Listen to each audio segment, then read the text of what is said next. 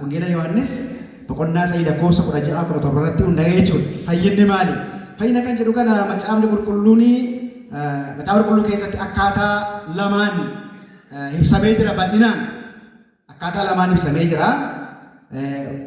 Cubbuutti fayyuu kan jedhuu fi dhukkubaa fi dhibee adda addaatti waanumatti fayyuu ta'u addunyaa kanarraa itti fayyuu hiilingii kan jennu akkaataa kanaan macaafa qulqulluu keenya keessatti ibsamee jira. Cubbuutti fayyuu kan jedhudha. Wangeelli Yohaannis boqonnaa 17 gara lakkoofsa 17tti dhannee ilaallee biyyi lafaa isaan fayyuuf kan jedhu jira. Biyyi lafaa isaan fayyuuf ilma isaa biyya lafaatiif erge jedha. Jechi inni biyyi lafaa isaan fayyuuf jedhu suni cubbuutti Kiristoos fayyisuu akka dhufe agarsiisa.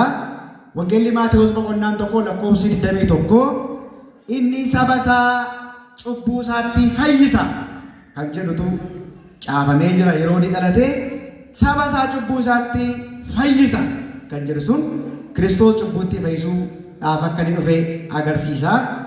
Luqaas boqonnaa 2 lakkoofsa 11 har'a mandaraa Daawititti fayyisaan isiniif dhalateera. Fayyisaan isiniif dhalateera kan jedhu suni Kiristoos cubbuutti namoota fayyisuu akka dhufe agarsiisa.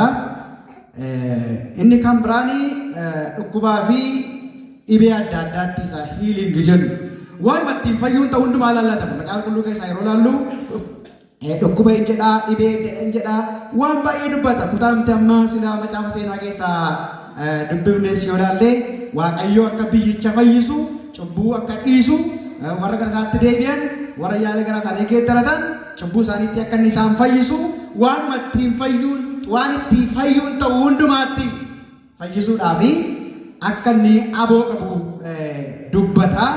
Wangeela Maatewos boqonnaa 9 lakkoofsa 35 ilaaltan dhukkubaaf dhibee hundumaatti fayyisaa ture jedha.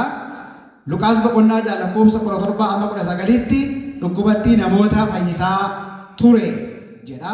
Kutaalee kana fakkaata macaafa qulqulluu keessaa iddoo hedduu arguu dandeenya. Kanaaf cubbuutti dhibee adda addaatti Kiristoos fayyisuu akka dhufe argina. Karaan ittiin fayyina kana fudhannu amantiidhaan, kun immoo hojii keenyaan miti. Jaalala Waaqayyoo isa karaa amantii ayyaana isaan tolammoo nuuf kennamedha.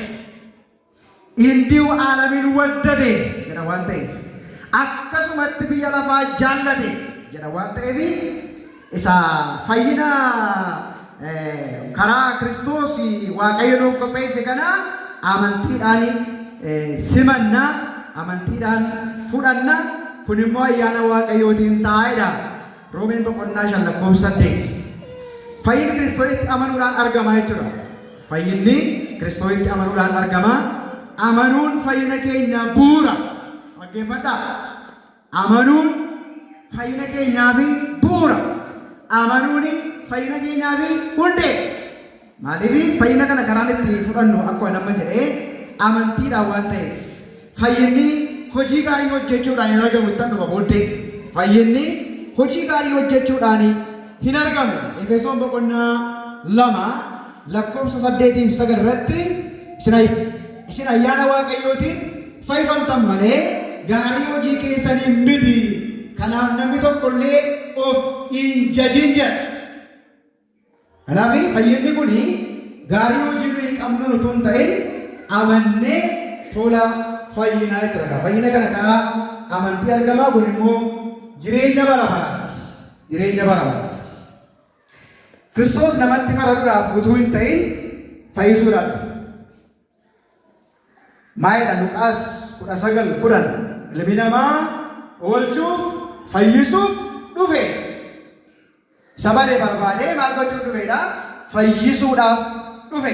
Luqaas 19:10 itti faraduudhaaf, itti beekamuudhaaf, balleessuudhaaf hin dhufne. Maaliif dhufee? Fayyisuudhaaf dhufe. Firdii fi murtiin namatti dhufu isa amanatanii fudhachuu fi fudhachuu dhiisuu irratti hundaa'a.